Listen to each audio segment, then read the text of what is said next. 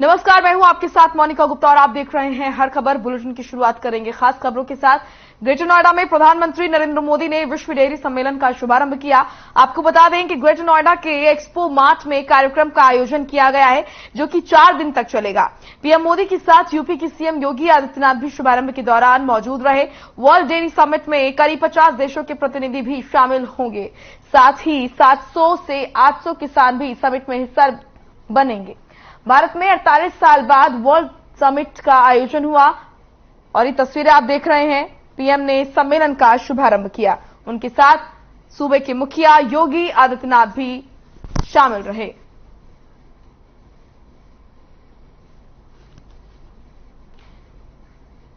तो प्रधानमंत्री नरेंद्र मोदी ग्रेटर नोएडा पहुंचे। प्रधानमंत्री नरेंद्र मोदी ने 4 दिनों तक चलने वाले इस कार्यक्रम का शुभारंभ किया। इसके साथ ही तस्वीरों में आप देख सकते हैं उनके साथ प्रदेश के मुखिया योगी आदित्यनाथ भी मौजूद। यह कार्यक्रम 4 दिनों तक चलेगा।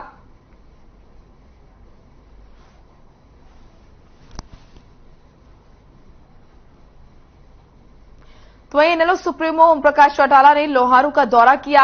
इस दौरान उन्होंने 25 सितंबर को फतेहाबाद में होने वाली सम्मान दिवस रैली का निमंत्रण दिया और अपने विचार लोगों से साझा किए। साथ ही उन्होंने कहा कि सभी दलों के गठबंधन होने पर निश्चित इस सरकार को चलता करने का काम करेंगे और रैली के बाद इलाहाबाद की चुनाव की सीट जीती थी उसी तरह ही आदमपुर की सीट भी हम जीतेंगे।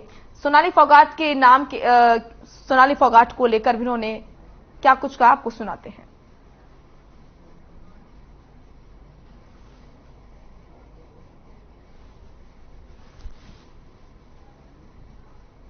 आपके सुख दुख में हमेशा साथ रहेंगे। पिछले साल जींद में 25 सितंबर की रैली थी और उस कामयाब रैली के बाद इलाहाबाद के चुनाव हुए। उसका परिणाम आपके पक्ष में आया कि नहीं आया?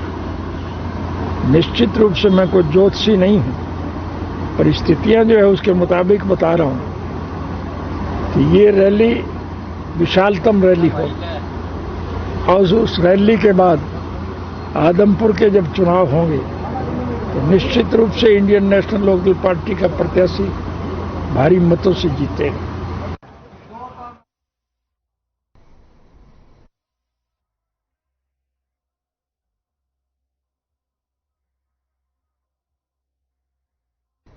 फरीदाबाद की पीयूष महिंद्रा मॉल में कल रात लिफ्ट टूटने से बड़ा हादसा हो गया। लिफ्ट में एक बच्ची सहित 5 लोग फंस गए।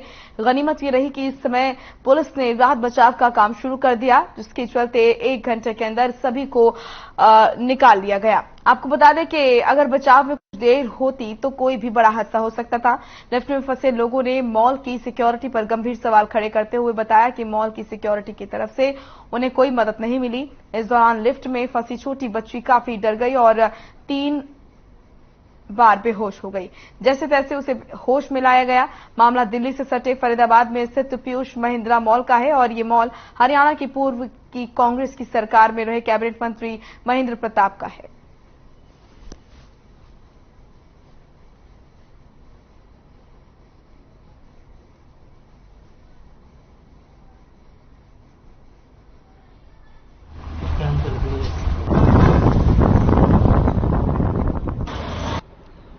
केक लेने गए थे और डिनर करने के लिए गए थे। तो कम से कम 1 घंटे हम लोग लिफ्ट में फंसे रहे। तो हमने फिर अपने लिफ्ट के अंदर लाइट वाइट नहीं थी और बुरी तरह हम लोग फंसे हुए थे बेसमेंट के अंदर। तो हमने अपने मीडिया फ्रेंड्स वगैरह को फ़ोन किया, पुलिस को फ़ोन किया, डीएसपी ऑफिस वगैरह। तो वहाँ से फिर पुलिस वगैरह पहुँची है। उन्होंने फिर इनके मैनेजर्स वगैरह को बुलाया। यहाँ पे कोई इनकी मेंटेनेंस टीम नहीं थी, इनका कोई भी इंजीनियर टेक्नीशियन अवेलेबल नहीं था। तो किसी तरह जो इनका पार्किंग वाले ने किसी ने देखा and then he started helping us. उन्होंने फिर लोगों को इकट्ठा किया, बुलाया। तो किसी तरह फिर पुलिस पहुंच गई थी। पुलिस ने फिर हमें पानी वानी नीचे पहुंचाया। छोटी बच्ची थी साथ में। अपना जो है ना कि पीयूष मॉल है जो अपना मेट्रो चौक से मस्जिद की तरफ जाते हैं ना, वहाँ पे हमारे पास 10 बजे कॉल आई कंट्रोल से अपने सीपी ऑफिस से कि भाई वहाँ ऐसे लिफ्ट में जो है ना कुछ व्यक्ति वहाँ अंदर घुस गए हैं, लिफ्ट खराब हो गए हैं। इतला मिलती है हमें ना तुरंत वहाँ पर पहुंचे, फटाफट हमारी एक डायल 112 वहाँ पहुंची, एसएचओ साहब अपना कोतवाली सोमवीर जी वहाँ पहुंचे, चौकी इंचार्ज वहाँ पहुंचे, हमारी फटाफट वहाँ से जो है ना हमने अपना जो उसका मालिक था उसको फोन किया, इलेक्ट्रिशियन थे उनको फोन किया। जब वो चाबी चुबी वगैरह निकाल करके उनको कम से कम आधा घंटा लग गया वहां से। दिल्ली पुलिस के सिपाही ने फांसी लगाकर आत्महत्या कर ली। बताया जा रहा है कि पुलिस को मौके से 8 पेज का एक सुसाइड नोट मिला है। इस सुसाइड नोट में मृतक ने गांव के 3 लोगों को अपनी मौत का जिम्मेदार बताया है। इसके अलावा 7 अन्य लोगों पर भी रुपए वापस न देने का आरोप लगाया। जानकारी के मुताबिक इस मामले में कुछ पुलिसकर्मी भी शामिल है। फिलहाल पुलिस ने शव को कब्जे में लेकर पोस्टमार्टम के लिए अस्पताल भेज दिया। वहीं परिजनों के बयान के बाद पुलिस मामले की जांच में जुट गई है।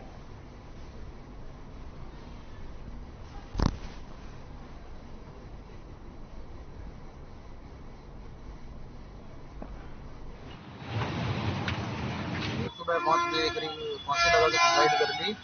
और उसके पीछे जो है गांव के कुछ दबंग लोग थे जो पैसे के लिए दबाव बना रहे थे। उसका घर से निकलना भी मुश्किल कर दिया था। अंत में फिर सब लोगों से परेशान होकर उसने आखिरी में फिर यही डिसाइड किया कि अपने आप को खत्म कर लेने ही ठीक है। उसके छोटे छोटे 2 बच्चे हैं, एक 2 साल का है, एक 4 साल का है। अब उनके पास उसकी परवीन की जमीन जायदाद घर दबंगों ने अपने नाम करवा दिया। सर सुबह 5 बजे के लगभग सुसाइड कर लिया। मेरे पास सूचना मिली कि ऐसे ऐसे परवीन ने फांसी लगा दी। मैं अपने घर से गया तो वहाँ पे काफी लोग खड़े थे। जो हमने अंदर जाके देखा, पंखे से चुन्नी बांधकर फांसी पे लटका हुआ था। उसको उतार लिया गया। हम हॉस्पिटल लेके आए उसको, सरकारी अपना बहादुरगढ़ सरकारी सिविल हॉस्पिटल। जाके डॉक्टर साहब ने मृत घोषित कर दिया। उसकी जेब से, परवीन की जेब से रिंकू को जो भी चाहता है मेरे सुसाइड नोट मिला।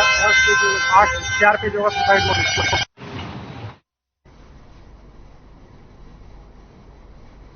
बिजली कर्मचारियों के साथ हुई मारपीट के मामले में कर्मचारियों ने धरना प्रदर्शन किया।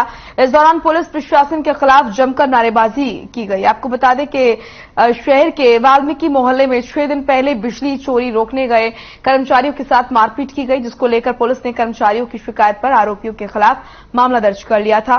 लेकिन आरोपियों की गिरफ्तारी नहीं होने से कर्मचारी नाराज हो गए। हालांकि पुलिस ने इस मामले में 5 आरोपियों को गिरफ्तार किया है। फिलहाल पुलिस मामले की जांच में जुट गई है।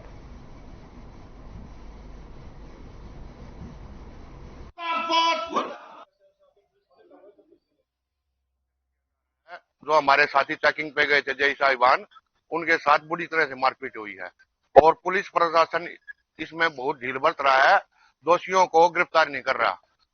तो एचएससी वर्कर यूनियन ने फैसला लिया, जब तक दोषी गिरफ्तार नहीं होंगे तब तक एचएससी वर्कर यूनियन का कोई भी कर्मचारी काम नहीं करेगा। 5 आरोपियों को गिरफ्तार कर लिया है और बाकी इसमें जो भी आरोपी और मिलेंगे उनको भी तुरंत गिरफ्तार किया जाएगा और सख्त से सख्त कानूनी कार्रवाई की जाएगी।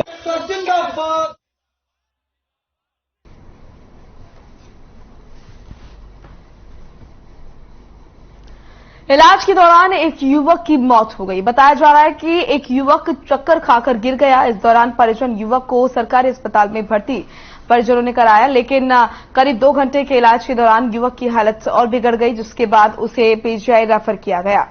इस दौरान एम्बुलेंस चालक ने एम्बुलेंस खराब होने की बात कहकर पल्ला झाड़ लिया। जहां मृतक युवक के परिजनों ने एक प्राइवेट गाड़ी कर रोहतक पीजीआई अस्पताल पहुंचे। वहीं परिजनों का कहना है कि जब चिकित्सक विकास से ऑक्सीजन सिलेंडर की मांग की गई और ऑक्सीजन सिलेंडर न मिलने की वजह से युवक की मौत हो गई। वहीं परिजनों ने चिकित्सकों की लापरवाही का आरोप लगाया है। फिलहाल पुलिस इस पूरे मामले की जांच कर रही है।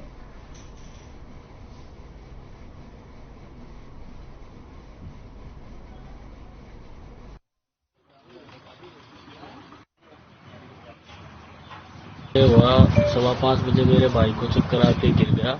जब मैं उसको सिविल हॉस्पिटल डिगल में लेके गया तो 5:15 बजे जाने के बाद में डॉक्टर साहब ने, जो इंटर्न डॉक्टर साहब थे, जो मेन डॉक्टर साहब थे वो तो आए नहीं, दिखाइए नहीं दिए कहीं भी विकास जी, लेकिन इंटर्न थे, उन्होंने उसको ग्लूकोज की 2 बोतल लगाई। 2 घंटे तक वो बोतल चढ़ी। फिर उसके बाद में जब बिल्कुल ये हो गया कि भाई अब पेशेंट बिल्कुल डेड होने वाला है, तो उन्होंने तुरंत कहा कि भाई, डॉक्टर विकास ने कहा कि भाई अब है ना इसको फटाफट आप पीजीआई ले जाओ। शाम को सूचना मिली थी करीब 9 बजे, भाई बुध राम है, रामधना लड़का, उसने बताया कि मेरे भाई की मौत बेटा कुछ लापरवाही से हुई सिटी के अंदर। तो मौके पर पहुंच के उन्होंने दरखास्त दी है, जिस संबंध में बोर्ड द्वारा पोस्टमार्टम कराया जा रहा है। जो भी राय होगी निम्नानुसार कार्रवाई में लाई जाएगी। पोस्टमार्टम हो गया सर? नहीं सर, अभी सब कागजात दे दिए गए बोर्ड के द्वारा करा? हाँ जी, बोर्ड के द्वारा।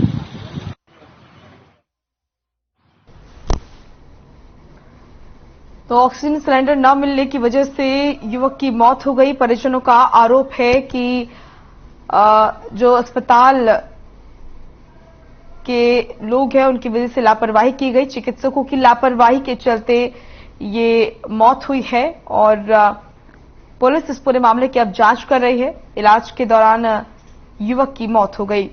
चिकित्सकों पर लापरवाही का आरोप परिजन लगा रहे हैं। परिजनों का कहना है कि समय पर इलाज सही नहीं मिल पाया, जिसकी वजह से युवक की मौत हुई।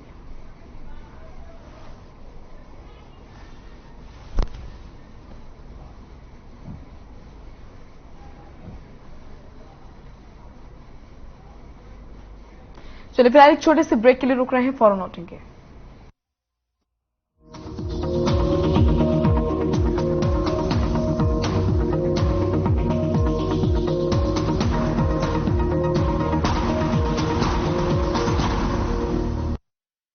पंजाब है जसप्रीत का ठिकाना, मुंबई है आदर्श का आशियाना, केरल का गोविंदन निवासी, कोलकाता में जन्मे है काशी। हर हिंदुस्तानी की शान, ARB बियरिंग्स जोड़े सारा Hindustan. Hey mom, hey, look, I can download a song really fast. I can make dosas faster. Must be joking. Bus, 3 easy steps. Mix with water, spread batter, fry. गाना डाउनलोड हुआ? नहीं, पर तब तक मैं इडली बनाती हूँ। हमने बनाया किड्स से।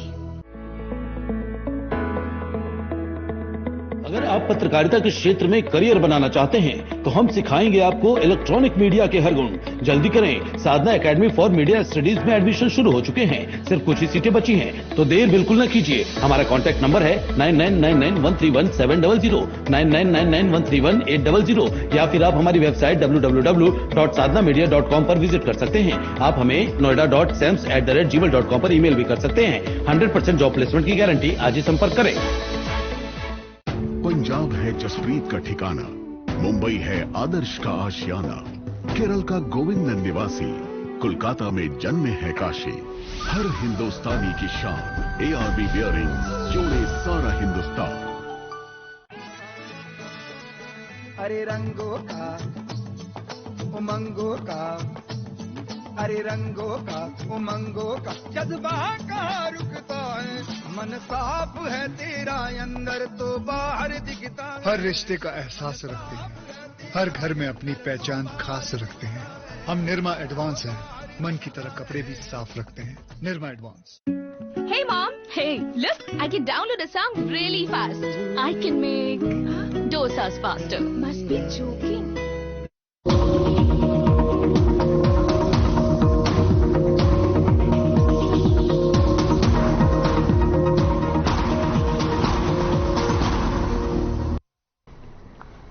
ब्रेक के बाद स्वागत है आपका। रुख करेंगे खबरों का। करनाल के नलीपार गांव में एक युवक की तेजधार हथियार से हत्या करने का मामला सामने आया है। सूचना मिलने पर पुलिस ने मौके पर पहुंचकर शव को कब्जे में लेकर पोस्टमार्टम करवाकर परिजनों को सौंप दिया।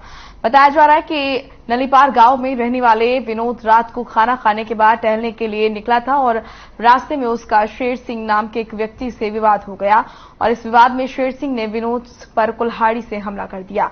इस हमले में विनोद गंभीर रूप से घायल हो गया, जिससे इलाज के लिए करनाल के कल्पना चावला मेडिकल कॉलेज उन्हें ले जाया गया, जहां डॉक्टरों ने उसे मृत घोषित कर दिया। पुलिस ने इस मामले में शिकायत दर्ज कर कार्रवाई शुरू कर दी है।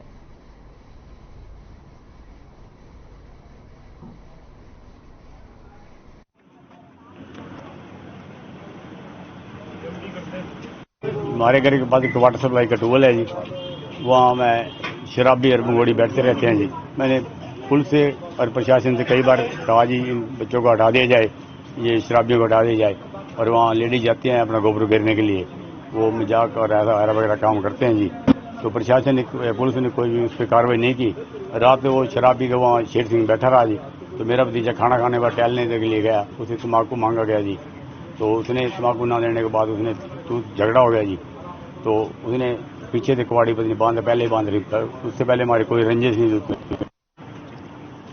विनोद सनोफ हरबंसलाल नलीपार व शेरू सनोफ रामदास नलीपार, ये दोनों शाम के समय फिरनी पे थे। वहाँ पर लड़ाई झगड़ा हो गया। लड़ाई झगड़ने के बाद शेरू सनोफ रामदास ने विनोद को गंडासी मारी सिर में, जो इलाज के दौरान मृत्यु हो चुकी है। 302 का फिर दर्ज कर दिए, पोस्टमार्टम के लिए डेड बॉडी।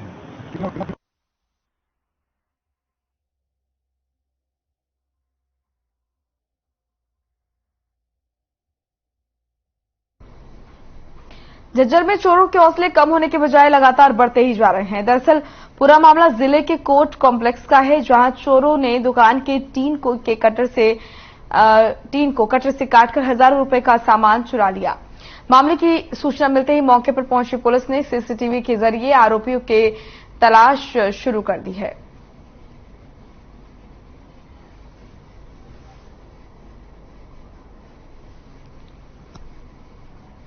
तो सीसीटीवी के जरिए आरोपियों की तलाश जारी है। जिले में चोरों के हौसले लगातार बुलंद होते नजर आ रहे हैं। कोर्ट कॉम्प्लेक्स में चोरों ने चोरी की वारदात को अंजाम दिया।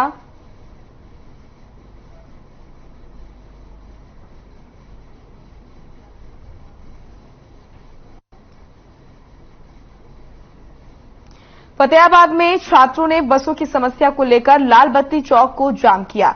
आपको बता दें कि पिछले दिनों ही हिसार रोड पर बना नया बस स्टैंड शुरू हो गया है, लेकिन बस स्टैंड शुरू होते ही परेशानियों का बढ़ना शुरू हो गया है। शहर में बने बस स्टैंड को पूरी तरह से बंद कर दिया गया है। ऐसे में सभी बसें बाईपास होकर नए बस स्टैंड पर जा रही हैं, जिससे छात्रों को कॉलेज और स्कूल जाने में परेशानी हो रही है। यही वजह है कि सोमवार को विद्यार्थियों ने मांगों को लेकर लाल बत्ती चौक पर जाम लगा दिया। वहीं जाम की सूचना मिलते ही पुलिस मौके पर पहुंची। करीब 1 घंटे तक यहां पर जाम लगाने के बाद सभी छात्र डीसी कार्यालय पहुंचे और डीसी को ज्ञापन सौंपकर समस्या का समाधान करने की मांग की।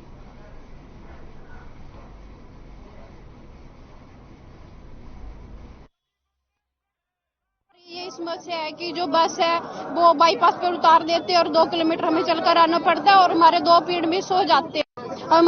हम यही चाहते हैं कि 2 लोकल बस लगाई जाए। लड़कियों को बहुत परेशानी होती है और जो किराया वो डबल कर दिया, इससे भी ज्यादा, तो हमारा टाइम भी वेस्ट होता है और हमारी स्टडी भी वो जारी है। तो बस स्टैंड, नया बस स्टैंड शुरुआत होने के बाद में गाँव से जो भी छात्र छात्राएं, गाँव ग्रामीण बहुत परेशान है, साथ में शहरवासी भी बहुत परेशान है और किराया लगभग डबल तो वहां से कर दिया गया है और 40 रुपए बस स्टैंड से आने और जाने का, और छात्रों को 2-2 घंटे लेट होकर जाना पड़ रहा है कॉलेज के अंदर। इसी वजह से किया है और आज डीसी साहब से मिलेंगे। अगर इस समस्या का हल नहीं किया गया तुरंत या फौरी तौर पर, तो आगे हमें आंदोलन करेंगे या हाईवे जाम करके।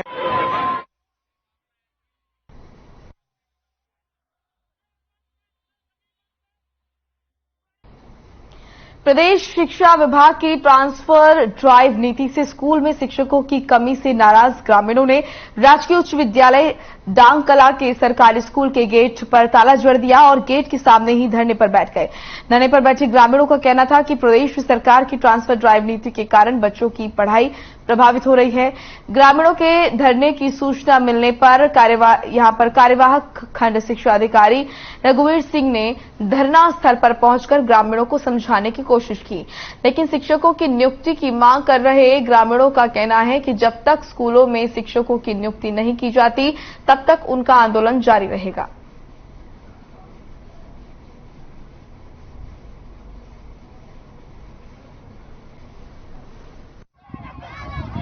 हमारा कारण यही है जी, यहाँ स्टाफ है नहीं, हम बच्चों को पढ़ाना चाहते हैं। सरकार तो नारा दे रही है कि बेटी पढ़ाओ बेटी बचाओ, तो अगर सरकारी स्कूल में अध्यापक नहीं होंगे तो बच्चे कैसे पढ़ेंगे। और बाहर भेजने की हमारी गुंजाइश नहीं है, क्योंकि हम यहाँ गरीब लोग रहते हैं, पिछड़ी जाति से हैं, अपने बच्चों को आगे बढ़ाना चाहते हैं। सरकार से हाथ जोड़ के रिक्वेस्ट है कि हमारे यहाँ स्टाफ भेजें और बच्चों की देखभाल के लिए टीचर। हमारी समस्या मुख्य ये है जी, क्या आग्रह हमारे जिस दिन से ऑनलाइन ट्रांसफर हुआ है उसके बाद हमारे स्कूल में कोई टीचर नहीं है। हाई स्कूल में सिर्फ एक गाइड मास्टर है, उसकी भी 2 महीने बाद रिटायरमेंट है, और एक पीटीआई। उसके सिवा हिंदी, मैथ, इंग्लिश सभी पोस्ट खाली है। बच्चों का भविष्य अंधकार में है, इसलिए जल्दी से जल्दी सरकार से हमारी डिमांड है ताकि यहाँ टीचर नियुक्त किए जाएं ताकि बच्चों का भविष्य। श्रीमान जी जानकला में राजकीय उच्च विद्यालय है और यहाँ पर 6वीं से 10वीं तक है, वो 76 बच्चे वो पढ़ रहे हैं। और ये जो ट्रांसफर टाइम जो अब हुआ है, इसमें यहाँ इस स्कूल में केवल 2 ही अध्यापक है इस समय, एक तो सोशियोलॉजी के जो लेक्चरर है, एक पीटीआई। और इनकी मांग को देखते हुए यहाँ पर 5 पद है वो अभी रिक्त है। जो मुख्य विषय हैं जिसमें मैथ भी है, साइंस भी है, संस्कृत भी है, हिंदी भी है, तो इनकी जो मांग है वो जायज है।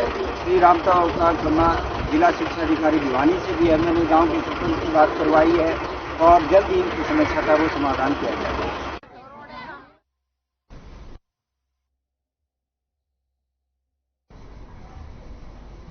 चलिए फिलहाल इस बुलेटिन में इतना ही। आप देखते रहिए हर खबर। नमस्कार।